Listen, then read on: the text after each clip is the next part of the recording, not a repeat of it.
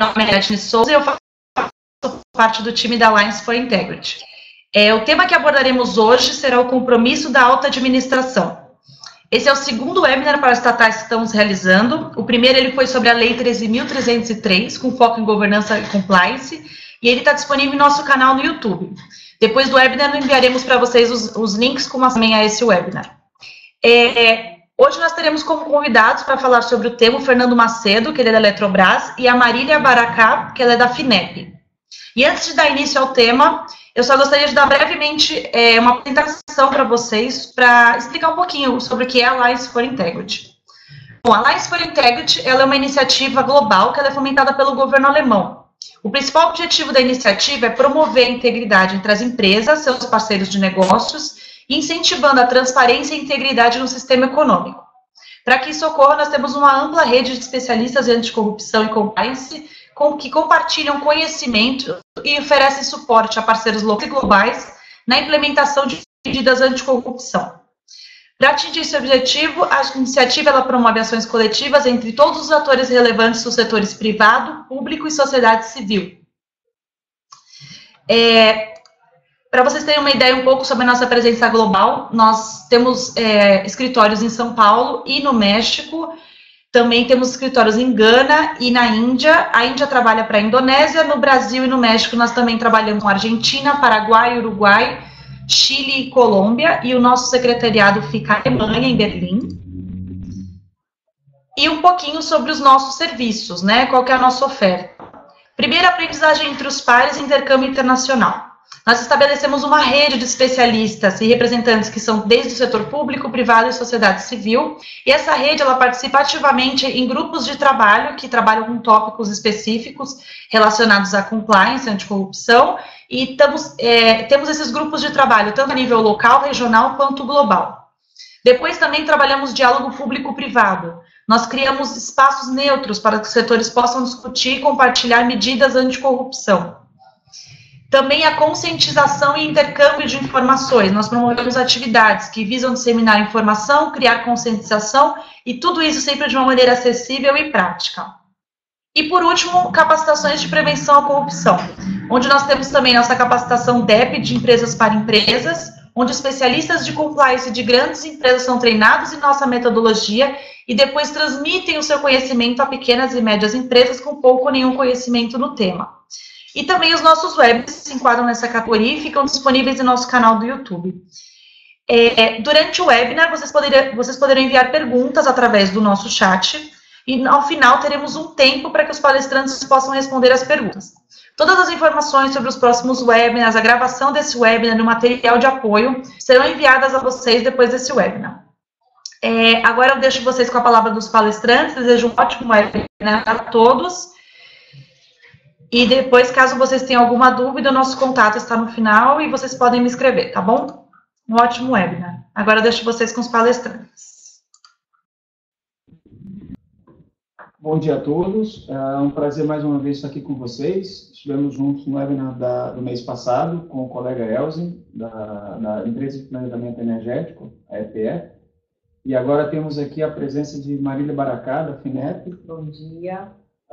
O tema de hoje é um tema que nos interessa muito, né, Marília? Que é a sensibilização à auto-administração, ou seja, como trazer a auto-administração para esse comprometimento junto com aqueles temas que são exigidos pela 13303, mas temas que geram valor, que criam valor para as organizações, inclusive para as organizações estatais. A nossa agenda prevê falar sobre definir o conceito de auto-administração, do que a gente vai tratar aqui hoje, como sensibilizá-la, a importância dessa sensibilização, algumas novas regras da 13303, conforme nós vimos no webinar passado, relembrando algumas para demonstrar por que esses temas precisam desse envolvimento e sensibilização junto à auto-administração. A própria Lei 13303, ajudando a construir aspectos de uma plataforma de governança, risco e compliance. A transformação dessa obrigação legal da 13303 em uma parceria junto a esse público, junto à auto-administração. Como é que é feito o processo de fiscalização? Que evidências são coletadas para conseguir essa evidência de que há um real comprometimento? E algumas considerações finais de nossa parte. Espero que vocês gostem, então, dessa agenda. Primeiro aspecto é a definição do que é alta administração, para a gente ficar na mesma linha de entendimento. A BNT ela acaba definindo a alta direção de uma empresa por uma pessoa ou grupo de pessoas que dirige e controla uma organização no seu mais alto nível. Exemplo típico, presidentes e seus diretores. Para empresas de capital aberto, e o caso específico de estatais, nós também temos a inclusão dos membros do Conselho de Administração como representantes dessa alta administração da entidade. Então, a gente expande o conceito da BNT apenas de diretores e presidentes para o conceito também dos conselheiros de administração como representantes dessa alta administração. O IFAC ele recomenda que esse comprometimento da alta administração com valores éticos, com integridade, com observância e cumprimento da lei como um dos princípios fundamentais de boa governança no setor público é fundamental para o andamento das organizações. É papel dos gestores exercer essa liderança na promoção de altos padrões de integridade e de valores éticos nas entidades. Aqui a gente traz de volta aquela mesma pirâmide de governança que a gente viu no webinar do mês passado, para a gente destacar que, entre os atores de governança, a instância de administração considerada como alta administração é essa circulada de tracejado em vermelho. Ou seja, a gente tem uma alta administração aqui presente, que ao mesmo tempo tem a presença da diretoria executiva da empresa, e nesse retângulo em azul mais escuro, ainda dentro do tracejado, o conselho de administração ou equivalente da entidade. Ok? A Marília vai explicar para a gente um pouco o que é essa sensibilização. Exatamente. Bom dia a todos e a todas que estão nos acompanhando. Eu começo ressaltando o término, a palavra sensibilizar, né? O verbo sensibilizar, né? Por que no título do nosso bate-papo de hoje nós colocamos sensibilização da alta administração e não o informe à alta administração, o ato de se reportar à alta administração? Porque no nosso entender é mais do que isso, é mais do que um reporte, é mais do que um informe, né? O ato de sensibilizar é tornar algo sensível, é tornar alguém receptivo a uma nova mudança, atrair a atenção de alguém. Como a gente pode perceber, sensibilizar, quando a gente sensibiliza alguém referente a alguma coisa, nós estamos no campo das emoções, e não apenas da razão.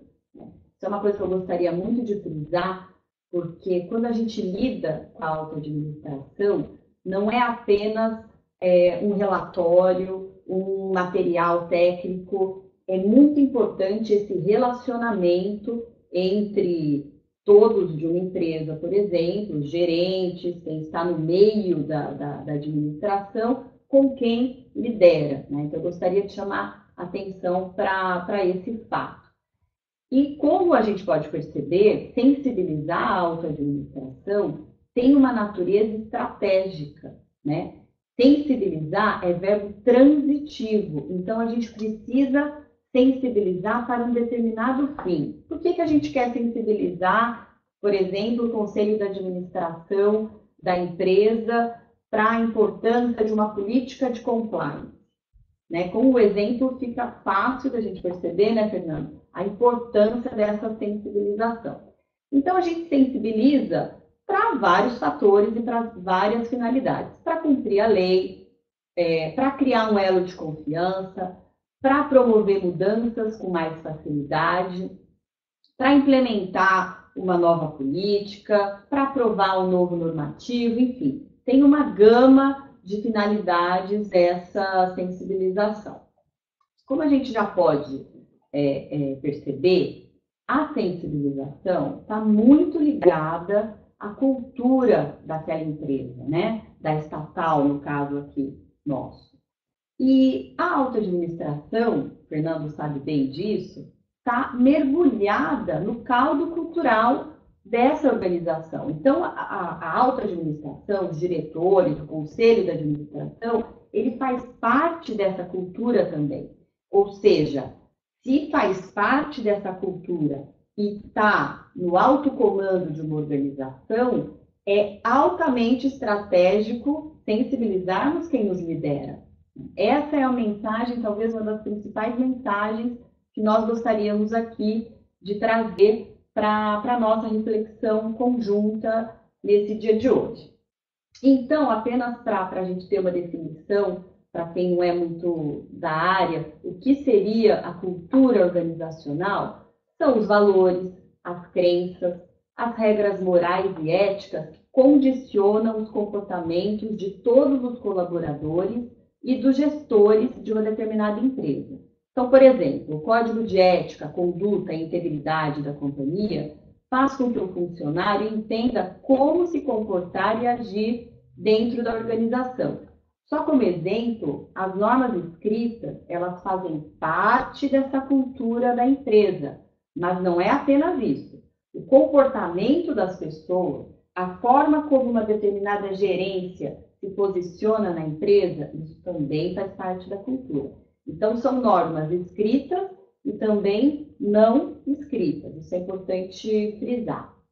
E como qualquer mudança de mentalidade, tudo que envolve o aspecto cultural, são as mudanças mais difíceis de conseguir, né? Quando a gente estuda, quando a gente debate a questão da corrupção, por exemplo, qual é a grande dificuldade do combate à corrupção? É a mudança de mentalidade, é a mudança no comportamento humano, né? A gente tem aí hoje em dia uma legislação robusta, né? As estatais estão preparadas com os seus programas de integridade, de compliance, gestão de riscos, etc. O Fernando vai falar um pouco disso daqui a pouco, mas não podemos nos desviar e nos esquecer do lado cultural. Temos que trabalhar esse aspecto cultural nas organizações.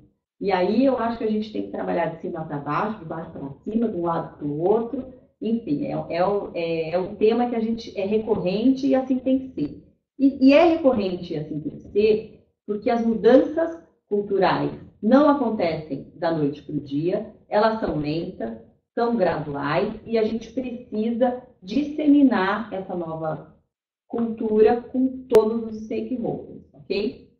Ali, eu cito até a questão da auto-administração, que ela tem um papel central na disseminação dessa nova cultura, né, bem top-down mesmo, e tem mesmo, porque a partir do momento que a auto-administração compra a importância, por exemplo, de uma política de integridade, isso desce para todos os stakeholders da organização de uma forma mais serena, mais tranquila, com menos empecilhos. É claro que vai ter um trabalho aí de cima para baixo a ser feito. Agora, a gente não pode esquecer do exemplo. Quando a gente vê o chefe da gente, o diretor, um conselheiro, valorizando esses aspectos éticos e de integridade, é muito mais fácil das mudanças acontecerem no meio de toda a organização.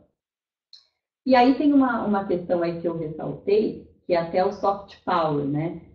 O que é o soft power? Ele é uma oposição ao hard power, ou seja, numa organização você manda fazer uma norma, aquela norma está aprovada e, portanto, deve ser cumprida. Esse é o hard power, né? Cumpre, e se não, tchau. Esse é um jeito de a gente também promover mudanças. Sem dúvida, existe a força da coerção e da coação de qualquer norma. Mas nós acreditamos que trabalhar com o soft power, hoje em dia também se fala muito no smart power, ou seja, trabalhar essas mudanças de forma inteligente, né? Como fazer isso, né? Aí, nessa questão do soft power, tem uma ligação direta com aspectos de comunicação, né? Nós temos que melhorar na comunicação entre todos os agentes para promover determinadas mudanças. Em relação, ainda também falando de cultura da organização, agora a gente vai falar de clima da empresa. Como é que é o clima da organização? Por que o clima é importante? Porque muitas vezes nós não temos diagnóstico de como está a empresa naquele momento. Então, muitas empresas fazem uso de entrevistas, de diagnósticos, pesquisas de clima, são muito bem-vindas nesse tema, E a pesquisa, ela retrata um determinado momento da organização. Ela não é, uma pesquisa realizada em 2018, não necessariamente vai valer para 2020. Ela vale como diagnóstico, ou seja, a organização realiza uma pesquisa de clima e aí, então, ela pode traçar um prognóstico diante daquela realidade ali constatada. Eu, particularmente, gosto de trabalhar com pesquisas de clima, já vi bons resultados em várias estatais e acho que é um instrumento de trabalho muito interessante para a gente trabalhar, inclusive, o aspecto da integridade. Porque antigamente, quando a gente fazia pesquisa de clima nas organizações, nós nem perguntávamos sobre integridade. Olha que interessante. E hoje em dia, a gente já faz perguntas de ética, de integridade, não necessariamente com esses nomes, né? Mas a gente coloca ali questões que, no fundo, dizem respeito a esses padrões de comportamento, né? Muita gente pergunta, Marília, quanto tempo, mas de quanto em quanto tempo a gente faz uma pesquisa de clima? A gente poderia fazer para ter essa clareza do que você disse, olha, a pesquisa de clima é uma fotografia, ela não serve por muito tempo. A gente, na empresa, a gente tem praticado uma frequência a cada 2 anos de realização dessa pesquisa de clima, com a inserção desses componentes de perguntas típicas para avaliar esse ambiente de cultura ética ou de integridade pela sensibilização dos colaboradores. E a gente tem percebido que essa fotografia, a cada 2 anos, tem se mantido coerente com aquele período. Mais do que isso, ficaria muito distante mesmo. Muito interessante isso. E eu gostaria de ressaltar também que essas pesquisas de clima são muito interessantes na sensibilização da alta administração, porque muitas vezes nós, gerentes, superintendentes, né, profissionais da área de integridade, muitas vezes a gente não consegue mostrar uma determinada realidade, porque aquilo não é claro para a alta administração. E aí eu acho que a pesquisa, o resultado da pesquisa, ele é uma evidência, né, de que algo ali pode estar bem e algo também pode não estar bem. Então, isso precisa ser trabalhado onde não está bem. Vamos seguir. A gente relembra também outro slide do último webinar, em que o Elson contou para a gente uma série de aspectos da lei das estatais. Ele mostrou para a gente 6 aspectos principais. Necessidade de adequação de estatutos das empresas, criação de alguns novos órgãos de governança, alinhamento ao planejamento estratégico institucional e à prestação de contas, a necessidade de um código de ética e conduta, tratando de aspectos de integridade, políticas de divulgação de informações e transações com partes relacionadas, e a parte 2 da lei, que é a regra de licitações e contratos para as estatais. Isso provoca para a gente um conjunto de demandas e uma participação proativa da alta administração das empresas na interlocução para saber se tudo isso está funcionando. Daí a gente também resgata um slide do último webinar, que a gente chamou carinhosamente de plataforma de GRC, de governança, risco e conformidade. Isso é uma tentativa de visualizar o entendimento de como algumas dessas funções que a gente lida no nosso dia a dia, que elas comecem relacionamento entre elas. Então, por exemplo, a lei fala que todo objetivo, todo desenvolvimento daquela empresa estatal, da mesma forma que se tem uma empresa privada, tem que partir dos objetivos estratégicos da organização. Então, abaixo, nesse diagrama, a gente tem uma função destacada de planejamento estratégico e acompanhamento do desempenho empresarial, com a missão, visão e valores da empresa, com seus objetivos estratégicos, e quais são os indicadores e metas que a empresa tem definido para poder acompanhar se esses objetivos estão sendo atingidos. Todos os objetivos estratégicos eles estão associados, eles geram uma necessidade da gente ter alguns macroprocessos na empresa. Então, à direita, a gente tem a lógica da gestão por processos.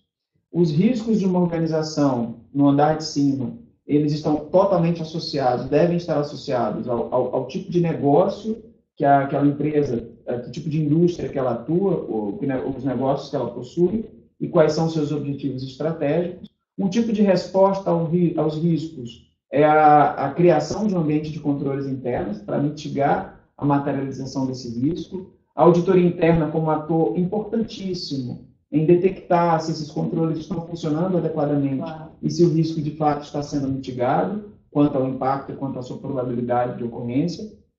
Mas percebamos em cima, no último andar, que a governança corporativa e essas regras políticas, normativas, eles são o topo desse guarda-chuva, tentando representar o conceito que a Marília nos passou, desse tom que vem de cima, nessa abordagem top-down que a Marília coloca para a gente. De que maneira eu passo as principais mensagens e dou esse tom dessa alta administração com os meus formalismos em cima das minhas atas, os meus registros em atas de reunião, de que forma eu registro resoluções e deliberações de diretoria e de conselho, alinhado com esses aspectos de integridade, o cumprimento das regras dentro do ambiente da empresa, de que maneira eu estimulo a percepção para os demais colaboradores da organização que a alta administração está agindo adequadamente dentro da cultura ética. Então, a lógica desse diagrama passa claramente essa percepção psicológica, sentimental, emocional do que deve ser esse tom que vem de cima e como ele deve ser repassado para as organizações. Só queria chamar atenção para um comentário ali no chat do Antônio Azevedo, né, onde ele fala que a sensibilização é mais do que percepção. Correto, Antônio? Está perfeito. E o que você colocou no outro chat, o efeito da sensibilização só é obtido com uma comunicação mais emocional. Nós também acreditamos nisso. A sistemática de comunicação por apenas portarias, comunicados formais, etc., dificilmente são suficientes para atingir tais objetivos. Como se pode complementar isso? Eventos corporativos, vídeos mais emocionais, reuniões mais segmentadas, olho no olho, etc. Aí você relata aí algo mais. Na nossa avaliação, a gente até dialoga bastante sobre isso, não existe fórmula. Não existe fórmula, depende muito do tipo de organização, do tamanho da organização, do clima daquele momento da empresa. Do estilo de liderança de cada gestor. Né? Agora, se você tiver mais algum ponto específico, se você quiser a nossa opinião, depois a gente pode responder por e-mail e seguir por aí. Daqui a 3 slides, Antônio, a gente vai ter um conjunto de aspectos que os órgãos de controle, a CGU também em seus trabalhos, eles analisam para verificar a efetividade desse tom que vem de cima. A gente vai abordar um pouco mais os aspectos mais técnicos da forma de sensibilizar. Claro que o aspecto emocional é chave, a gente pode abrir um espaço para isso no final do webinar e a gente pode dar alguns exemplos complementares. Mas sim, o estilo, a forma de se fazer isso é muito mais do que o formalismo de documentos, e sim a forma de liderar propriamente dita. Exatamente. Esse slide seguinte, a gente tenta criar uma roda positiva da sensibilização da alta administração. E aí a gente parte de uma obrigação legal, a 13303 define isso, determina isso para a alta administração das empresas estatais. Então a gente tenta partir desse retângulo que tem um asterisco, que são os motivadores, a obrigação legal, para tentar trazer esses atores, diretores e conselheiros de administração, para essa roda positiva desse envolvimento da alta administração e transformar a obrigação legal em uma parceria produtiva, uma relação ganha-ganha para todos os atores.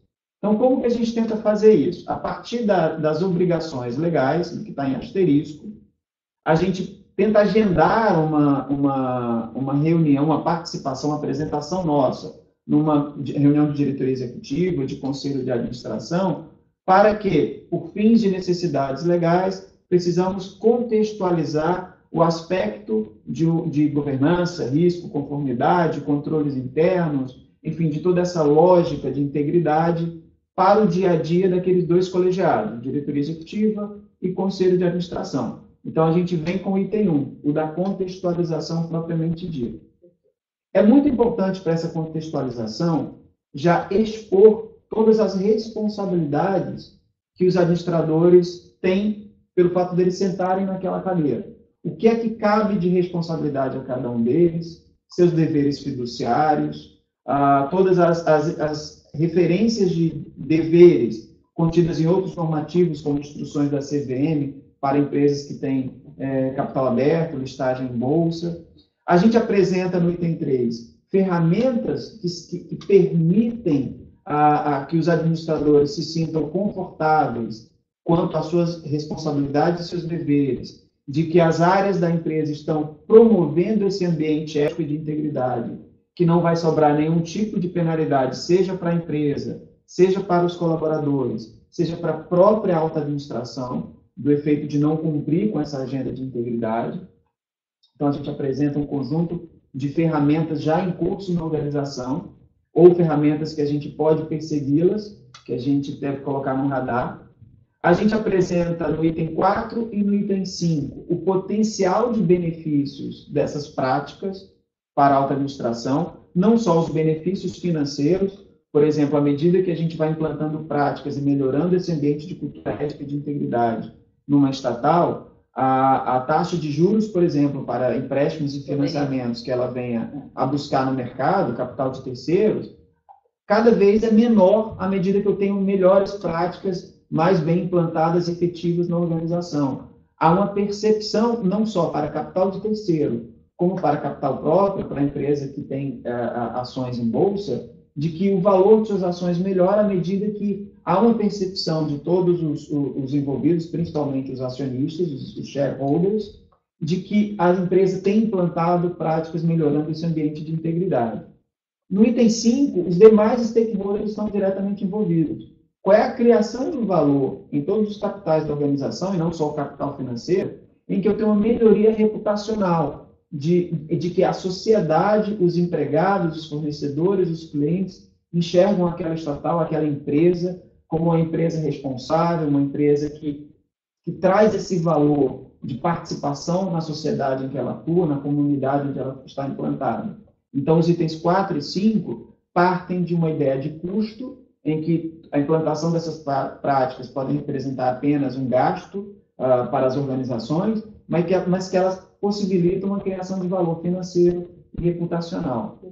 Depois a gente propõe para a alta administração, nessa sequência, a partir já da primeira reunião de contato, uma agenda de supervisão, de reuniões para monitorar, supervisionar a implantação dessas práticas de melhoria do ambiente de integridade.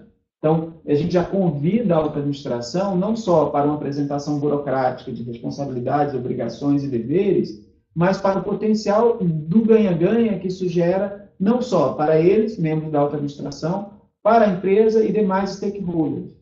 E aí, como que a gente faz a implantação disso? Claro que a gente não implanta essas práticas da noite para o dia, achando que, por uma simples canetada no conselho da diretoria, no dia seguinte eu já estou com o ambiente de integridade implantado. Isso leva tempo, a construção da cultura, do clima, tudo isso que a Marília mostrou para a gente nos slides anteriores, dessa construção paulatina.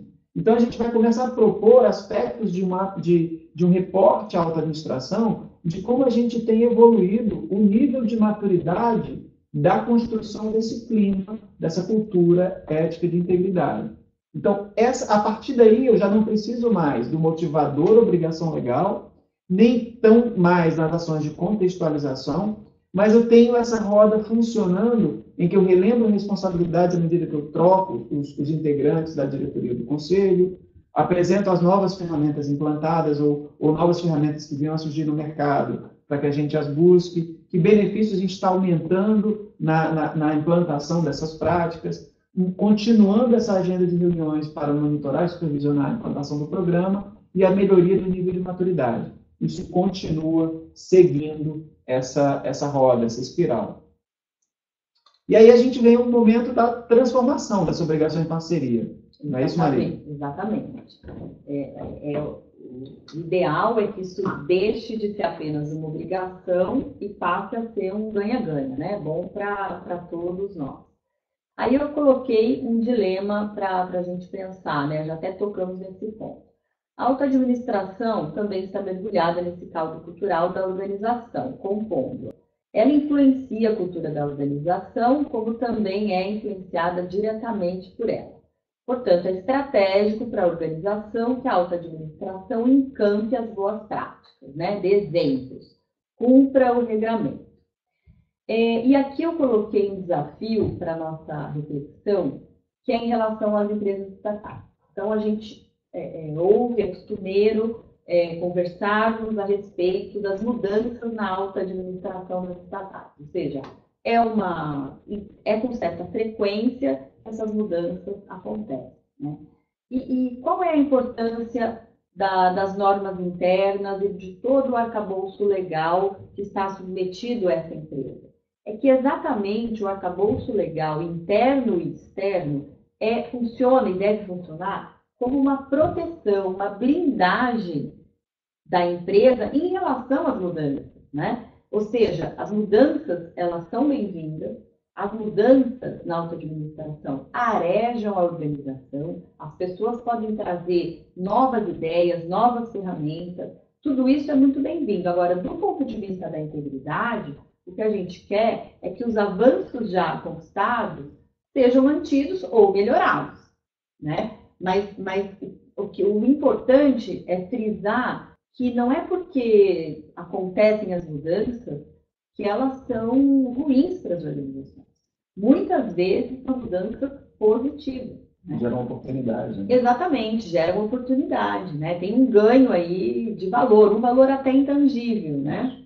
Mas que a gente acredita que isso é importante frisar. E outra coisa também que a gente que trabalha em estatal, a gente quer, que quando a gente olha para a iniciativa privada, muitas mudanças acontecem também nas diretorias e nos conselhos de administração dessas empresas. Só que a roda continuou girando. E isso é o importante, né?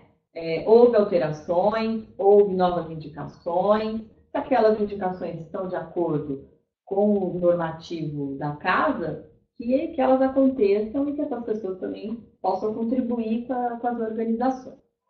Bom, gente, aqui nós colocamos aqui algumas dicas do nosso dia a dia nas estatais para esse webinar, né?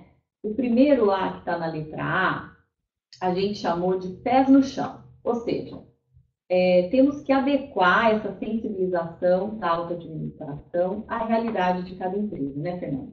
Então, por exemplo, uma política de treinamento para a Eletrobras pode não funcionar para a FINEP, né? A FINEP é uma empresa pública, capital fechado, a Eletrobras é uma holding, capital aberto, nós atuamos num ramo, a Eletrobras atua no ramo de energia, então tem uma série de diferenças que podem fazer com que uma determinada política de treinamento para a alta administração funcione em A e não funcione em B, né?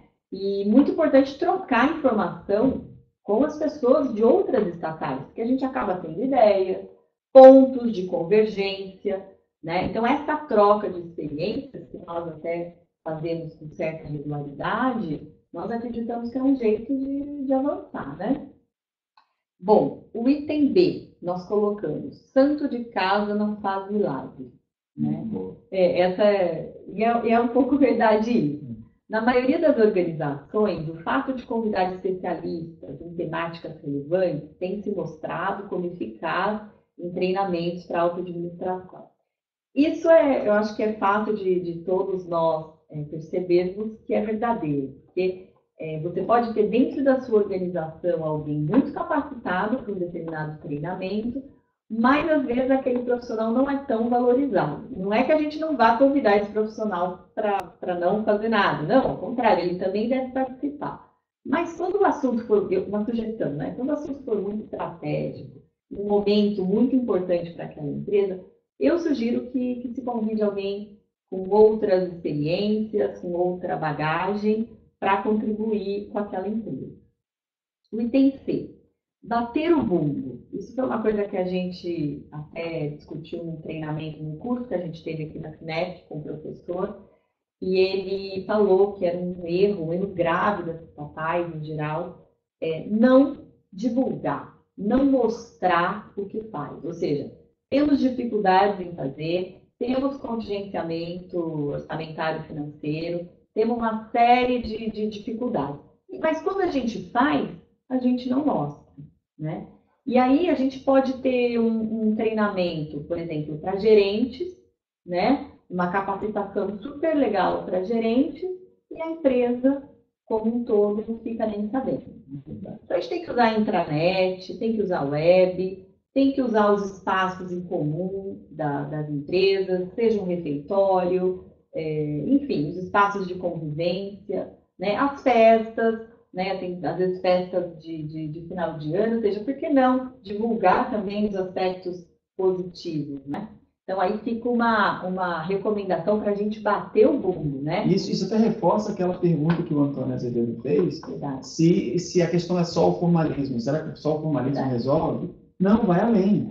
Vai além. A gente tem que bater esse bumbo, tem que divulgar, tem que mostrar que a empresa está seguindo certos caminhos, envolver cada vez mais colaboradores, e eu diria até público externo também. Claro. Quando se publica uma ação interna de melhoria da empresa numa rede social, nos canais de mídia social que a empresa tem participação ativa e utiliza como comunicação corporativa, eu estou levando essa mensagem também para a fronteira externa da empresa. Perfeito. Bom, e aí no D, que também foge um pouco aí às formalidades, a gente chamou de um bom cafezinho, ou seja, nós que trabalhamos com integridade, compliance, gestão de riscos, muitas vezes as nossas notícias não são as melhores, né, Fernando? Uhum. Lidamos com pontos sensíveis das estatais. Então, a relação humana, o relacionamento entre as pessoas, entre os profissionais, é de suma importância para a gente ganhar confiança, conquistar a confiança das pessoas e aí passar a nossa mensagem, né? Ou seja, precisamos alterar um determinado fluxo, aqui nesse ponto precisa ter mais um controle, esse procedimento nessa fase do processo precisa voltar para o jurídico, por exemplo, né, para fazer uma reanálise. Esse tipo de coisa é muito mais fácil de acontecer, de ser aceito, de ser incorporado, quando a gente já tem aquele relacionamento. Muitas vezes, com o diretor da empresa ou um conselheiro, às vezes a gente não tem muito tempo com essas pessoas, né? Mas às vezes você encontra com essa pessoa no almoço, num café, no final de uma reunião ou no início de uma reunião, e são momentos que às vezes a gente tem para se aproximar, né? Então eu acho que essa aproximação, né, como se fosse um approach estratégico, eu acredito que seja mais do que necessário. Perfeito. É um ótimo ponto mesmo, o papo do cafezinho, né? Como complementar a tudo isso. Exatamente.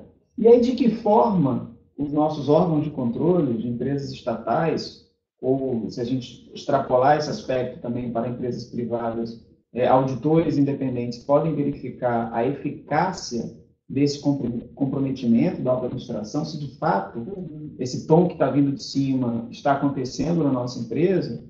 A CGU, por exemplo, ela avalia 3 aspectos para esse tipo de abordagem, especificamente no Guia de Implantação de Programas de Integridade da CGU, mas essa é uma forma muito clara que a Controladoria Geral da União percebe os elementos de eficácia desse tom que vem de cima em 3 aspectos. Então, são 3 colunas aqui nessa tabela. A primeira delas, o comprometimento evidenciado pelo apoio visível e inequívoco a essas ações, a um programa de construção dessa cultura ética e de integridade. Na segunda coluna, a existência de uma estrutura e autoridade de responsáveis por implantar essas práticas, um programa de compliance, práticas de governança, a gestão de riscos corporativas, etc. E a devida fiscalização do seu cumprimento. Fiscalização por parte da própria alta administração, sem tirar a responsabilidade de auditoria interna, do auditor independente, etc. Mas de que maneira a própria alta administração está monitorando a implantação do programa. Então, para a primeira coluna, para o comprometimento, são analisados, por exemplo, se a alta administração aprova, supervisiona e acompanha essas práticas de um programa de governança, de compliance, de integridade, de riscos, etc. se há orçamento destinado para a implantação dessas práticas. Inicialmente no aspecto de custo, mas depois em transformação dessa percepção de custo em uma percepção de investimento. Então, a alta administração destina os recursos necessários. A alta administração também tenta convencer a média direção, os gerentes em escalões mais baixos, da prioridade desse programa, criando mecanismos para encorajar e reforçar esse comprometimento em todos os níveis da empresa. Então, são formas de verificar, no aspecto do comprometimento evidenciado, se a alta administração realmente está dando esse tom, na primeira coluna. Depois, além desse primeiro aspecto, se ela definiu, formalizou, criou, aprovou uma estrutura adequada de recursos materiais, financeiros, humanos e tecnológicos necessários, com ou sem uma unidade organizacional dedicada. Mas eu tenho pessoas, ferramentas, recursos, tecnologia utilizada para a implantação dessas práticas. Se também são normatizadas as atividades relacionadas ao programa de integridade, às práticas de governança, à gestão de riscos, etc. E se a empresa definiu papéis claros e responsabilidades para as pessoas que serão responsáveis pelo dia a dia de implantação disso. O terceiro aspecto da fiscalização do cumprimento do programa tem a ver com aquele reporte periódico. Lá no início do nosso webinar, a Marília coloca a seguinte provocação. Sensibilizar a alta administração não é só fazer reporte periódico para a alta administração, mas o reporte periódico é uma forma de percorrer aquele círculo virtuoso e evidenciar que a alta administração está, de fato, monitorando se o programa está sendo desenvolvido adequadamente na organização. A gente destaca, como 2 slides praticamente finais da parte expositiva, de recomendações que uma das empresas de auditoria independente, a KPMG, fez nesse ano de 2018, com relação às prioridades para o Conselho de Administração, que é o nosso público, um dos nossos públicos aqui de alta administração do nosso webinar. O destaque é atenção aos riscos derivados da atitude dos gestores, esse tone at the top, o tom que vem de cima, e a cultura da organização. Tudo aquilo que Marília e eu estamos tentando aqui construir com vocês. Então, notícias recentes demonstraram que muitas das crises que causaram os maiores danos à reputação de algumas empresas foram impulsionadas pela conduta e pelo tom adotado pela sua liderança, bem como pelos riscos associados à cultura disseminada por toda a organização, a chamada cultura corporativa. O tom que vem de cima e essa cultura corporativa adequados são essenciais para tornar qualquer programa de gerenciamento de riscos efetivo. A cultura corporativa, o que a empresa faz e como ela faz, permeia praticamente todos os aspectos de uma organização. Ela é fundamental para a execução da estratégia e precisa estar no centro das atenções do Conselho. Olha, um outro aspecto de sensibilização nessas apresentações é que a gente deve manter com o Conselho e com a diretoria. Sensibilizá-los também de que a cultura organizacional é chave para esse processo. Ainda, nessas recomendações de prioridades ao Conselho de Administração, entender que a cultura real da empresa, ou seja, o que é efetivamente praticado, ao invés daquilo que está apenas em papel, em formalização, passa por utilizar todas as ferramentas disponíveis, canal de denúncia, auditoria interna, mídias sociais, pesquisas, visitas às instalações da empresa, para que seja monitorada a cultura corporativa na prática, não em papel.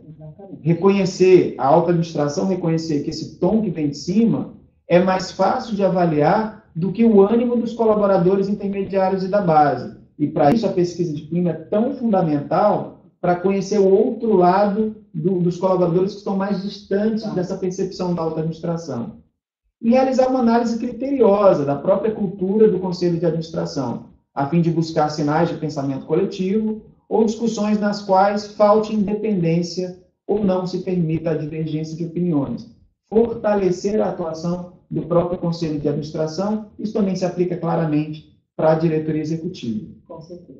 Dentro do nosso cronograma, faltam 10, 15 minutos para a finalização. É o momento em que a gente abre o espaço para perguntas. Relembrando, se nem todas as perguntas conseguirem ser respondidas no tempo do webinar, as perguntas ficam armazenadas em uma planilha, a Alliance for Integrity encaminha para a Maria e para mim, e a gente responde posteriormente para os colaboradores presentes aqui no webinar. Posso Pode. Tem um aspecto que a gente tem até conversado, não é exatamente o tema estrito sensu do dia de hoje, mas que é a tentativa de alinhar os temas de integridade, os temas de sensibilização da auto-administração com eficiência empresarial. Nós entendemos que não são temas opostos, ao contrário. Hoje em dia, como normativo, como arcabouço legal brasileiro, é necessário se alinhar, termos alinhado as normas de integridade com eficiência empresarial. Não bastam as metas, não bastam os gols que os gerentes, que as equipes devam fazer para atingir suas metas. É muito interessante esse tema de que, para que essas metas sejam válidas, para que se atinja a esse determinado topo de uma meta, é necessário que isso esteja perfeitamente alinhado com os aspectos de compliance da empresa, de integridade, de conformidade. Cada empresa tem uma denominação. Só queria ressaltar isso, porque isso, a questão da eficiência empresarial, também pode ser um link para a gente sensibilizar a auto-administração, né? Perfeito.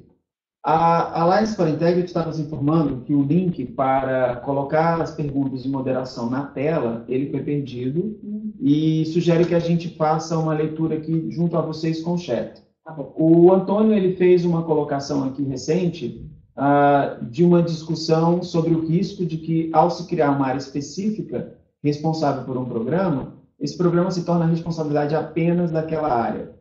Deu exemplo de que isso ocorreu em algumas empresas com o que era chamado controle de qualidade. Isso muito forte, Antônio, nos anos 90.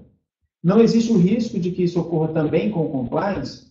Se existe uma área muito específica responsável pelo compliance e por suas ações, relatórios, supervisões, esta especialização poderia dificultar que as práticas necessárias sejam permeadas para todas as áreas?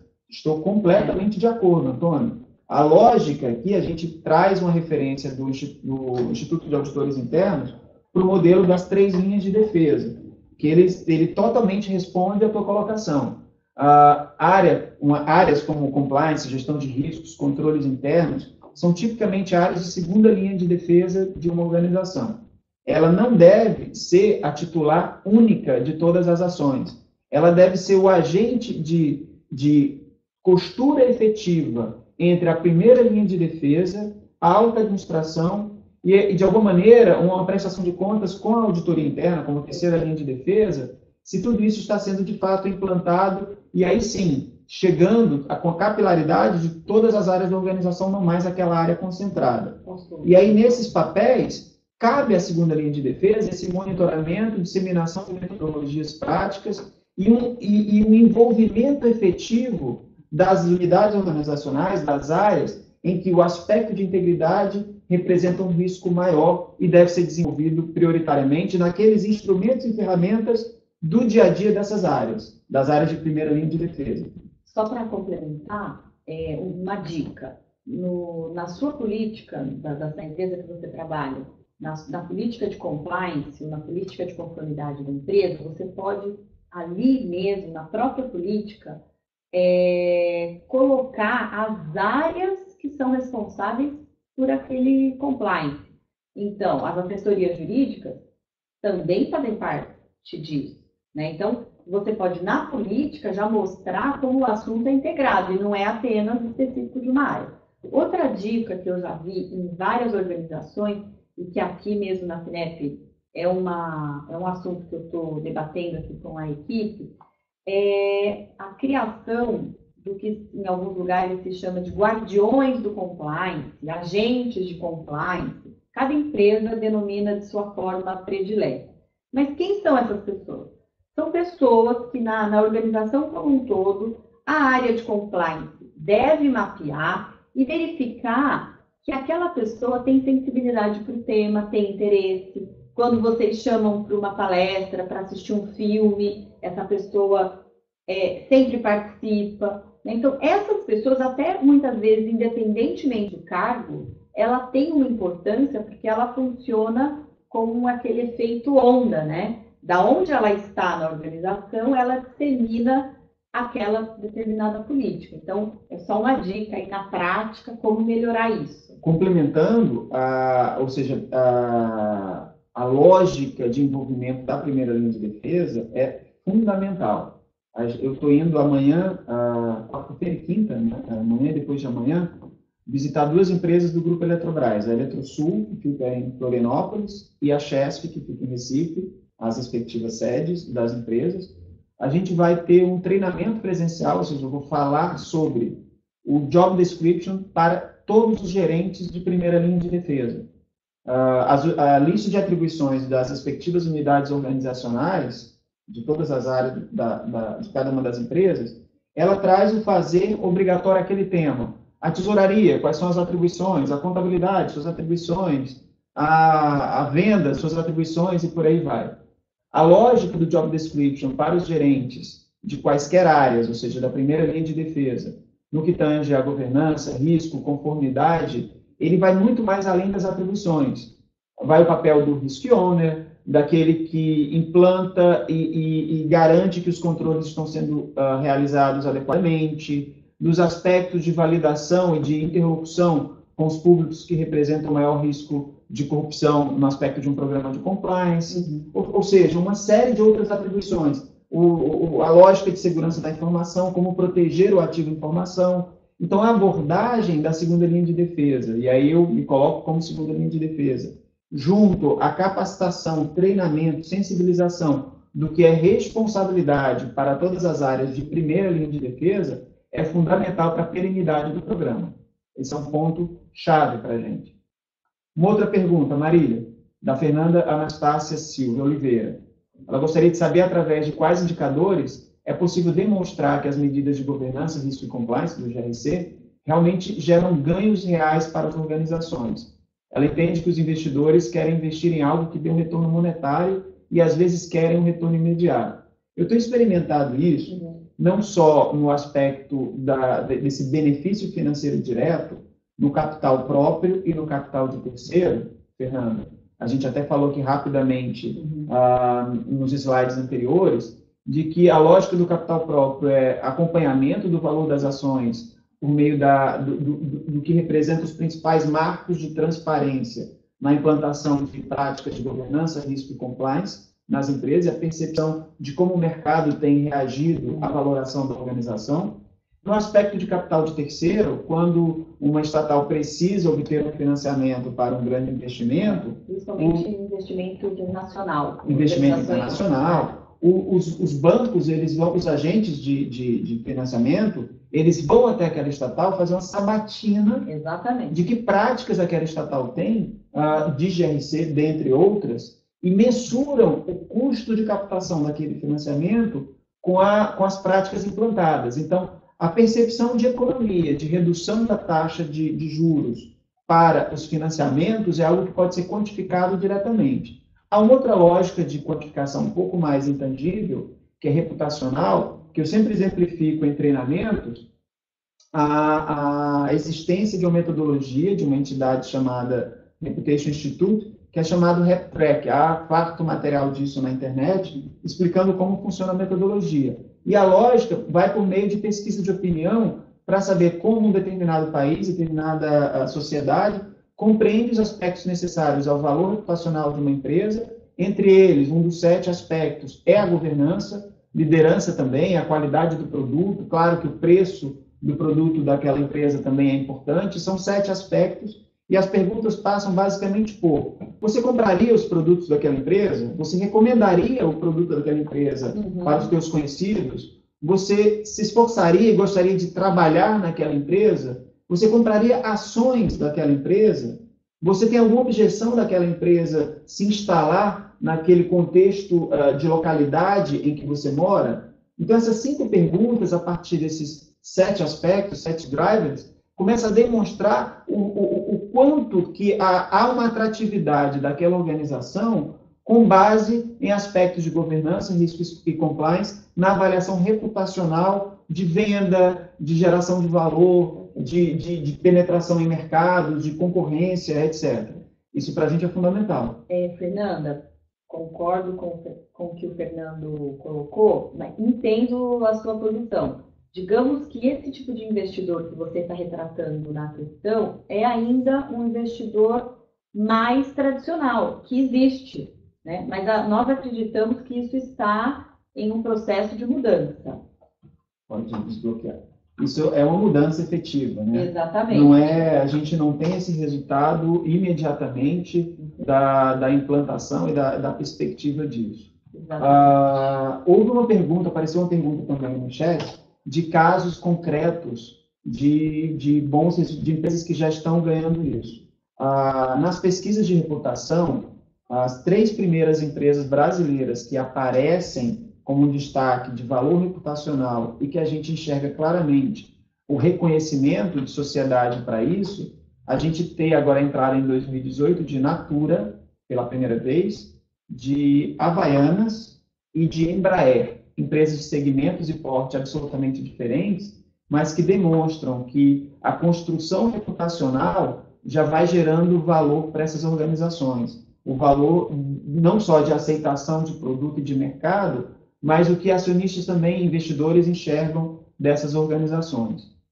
A gente tem, esse foi o caso que a gente acabou de falar, de casos concretos de empresas que implantaram práticas não só de conformidade, mas de aspectos que trazem essa construção reputacional e que têm ganhos significativos, por exemplo, na percepção de capital próprio, que a gente conhece diretamente, a gente não sabe o aspecto do capital de terceiro por parte dela, porque a gente não acompanha as taxas dessas empresas. A própria Petrobras já tem ganhos significativos aí com seu programa de conformidade, né? Depois de um período de crise, acredito que a Petrobras teve uma reação aí com suas políticas bem interessante. Não sei se ainda dá tempo, as formas de sensibilização. Fernando, me ajuda aí, vamos rever aqui eu tenho um exemplo que foi muito interessante, Marília, isso é uma pergunta da Simone. A gente, há 2 semanas atrás, eu tive também outra empresa do Grupo Eletrobras, Furnas, a gente fez um treinamento junto aos colaboradores mais expostos ao setor público, que interagem com o setor público. E um dos feedbacks, aliás, várias pessoas repassaram isso, que chamou muita atenção a lógica do compliance, da integridade, de riscos, de melhoria de processos naquele contexto daquele treinamento, foi a forma como colaborador, é claro que para a alta administração, ao mesmo tempo que a prata da casa muitas vezes não faz o milagre, não faz essa diferença, e trazer um especialista de fora é importante, mas quando a gente lida com colaboradores, dá essa percepção de pessoas que também fazem parte do quadro da empresa, demonstrarem o orgulho que elas sentem de trabalhar na empresa, de como é importante reforçar a imagem que a empresa tem para fora dessa fronteira dos limites que os colaboradores ali estão no dia a dia. Então, a forma como a gente passa essa satisfação de poder construir essa melhoria da organização, melhores custos, a melhores resultados, tudo isso tem a ver com formas de sensibilização indo mais para o aspecto emocional, menos para o aspecto técnico. Em linha geral, quando a gente falou da sensibilização, a gente tentou sair um pouco do quadradinho, né? Sair do informe, dos reportes que são trimestralmente obrigados e tal. Então, assim, tentar trabalhar com outras formas de sensibilização. Aí entram os aspectos da comunicação, da criatividade, né? Enfim, aí tem que usar, tem que conhecer a empresa e usar um pouco aí da criatividade para a gente realmente conseguir. Bom, gente, tem pessoas do Uruguai nos acompanhando, saludos a Cláudia, da Rivera, Uruguai, que legal ter gente aqui da América Latina participando. E temos aqui mais uma pergunta, se a área de gestão de risco deve estar na área de compliance. Aqui, no nosso caso, Simone, na nossa superintendência, nós temos 2 departamentos. que um cuida da integridade e conformidade e o outro, o departamento de gestão de riscos. É claro que tem assuntos que são específicos de cada área, mas no meu entendimento, essas áreas devem se comunicar, devem ter vasos comunicantes mesmo, porque o que acontece? A política de integridade, a gente não tem como começar da noite para o dia verificando a integridade em todos os processos da casa, em todas as diretorias, em todos os fluxos. Então, a área de riscos, ela pode ser um termômetro, ou seja, aonde tem um elevado risco, né, dentro daquela matriz de calor, né, que a gente conhece, aonde ali que eu devo começar. É claro que para as estatais, como é um assunto novo, todas essas áreas são assuntos novos, você pode também pensar em começar com, não sei onde você trabalha, não sei qual é a sua realidade, mas a gente também pode pensar em projetos piloto, né? Aqui acontece isso na FINEP. Então, às vezes, a gente não sabe muito bem, por exemplo, qual metodologia usar para um determinado assunto, a gente pode pensar num piloto, ensaiando bem, dando certo aquele piloto, aí você passa isso para toda uma área. Simone, essa pergunta aparece em todos os treinamentos, todas as reuniões em que a gente fala com outras empresas sobre como construir uma área, onde ela deve estar posicionada e qual o quantitativo de colaboradores pertencendo ao quadro dessas áreas. Não há uma receita de bolo, Simone. Infelizmente, essa pergunta traz essa resposta que parece um pouco vazia, mas eu vou te dar aqui, pelo menos, tentar passar no caminho das pedras de como você ponderar isso na organização. Claro. Primeiro, depende de que grau de maturidade a tua empresa está com relação à gestão de riscos e com relação ao compliance. Se você está começando os dois temas na tua empresa, é claro que isso deve começar muito de mãos dadas, claro, como a Marília citou aqui para a gente. Se a tua empresa já tem um dos temas desenvolvidos, isso pode seguir caminhos diferentes, mas interrelacionados, com esses vasos ligando, vasos comunicantes ligando os produtos, as entradas e saídas dessas áreas. De fato, quando a gente coloca gestão de riscos direto no compliance, se a tua leitura de compliance é apenas um compliance que está fortemente aquecido pelo aspecto de lei anticorrupção, ou seja, o compliance anticorrupção, ou chamado integridade corporativa, é claro que a gestão de riscos ali dentro vai ficar muito focada neste evento de risco. Exatamente. O evento de risco de corrupção, de fraude e corrupção.